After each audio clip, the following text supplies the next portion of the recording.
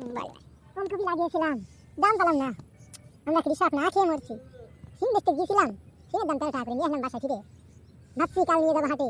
কিভাবে যে ব্যবসা বাণিজ্য করবো, আমরা কৃষি কাজ করে ভালো থাকতে পারি না। রসুন গাছ লাগিয়েছি, পেঁয়াজ গাছ লাগিয়েছি। আমাদের যখন পেঁয়াজ উঠবে তখন পেঁয়াজের দাম হবে 10 টাকা 20 টাকা। এখন তো 50-60 টাকা করে কেজি চলে পেঁয়াজের। কালকে দেখছিলাম হাটে পেঁয়াজ দেখছে মাত্র 60 টাকা করে। আমরা যখন করবো তখন পেঁয়াজের দাম 10 টাকা করে কেজি থাকবে। এই যে ভেন্ডি লাগালে ভেন্ডি তো মরে যাচ্ছে। এখানে অনেক ইনভেস্ট করা হয়েছে।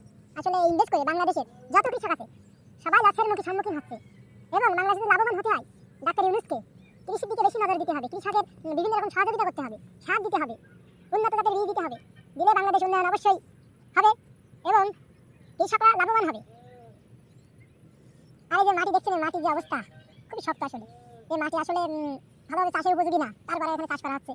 কিছু করার নাই, চারদিকে এখন পানি। আমাদের নদীটা বন্ধ হয়ে গেছে, নদীটা পলিতে বুঝে গেছে।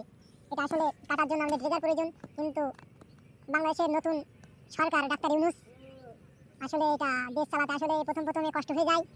কিছু করার নাই। কিছুদিন পরে হয়তো তিনি উদ্যোগ নিচ্ছেন নদী কাটার জন্য। এই জন্য যারা চাষবাস করবে তাদের আগে সতর্ক থাকতে হবে যে 3-4 মাস এবং 5 মাসের ভিতরে চাষ না করা নদীর সাইডে। এ বন্ধু থাক।